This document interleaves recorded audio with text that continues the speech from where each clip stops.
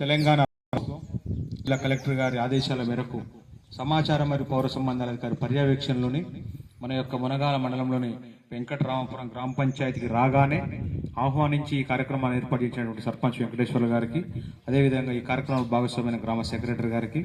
వారి యొక్క పాలక వర్గానికి, ఈ కార్యక్రమంలో భాగస్వామి గ్రామ పెద్దలందరికీ, అక్కాజనులకు, అన్నదమ్ములందరికీ కూడా హృదయపూర్వక నమస్కారాలు తెలియజేస్తూ, రాష్ట్ర ప్రభుత్వం చేస్తున్న అభివృద్ధి సంక్షేమ పథకాలు, అదేవిధంగా పరిసరాల పరిశుభ్రత,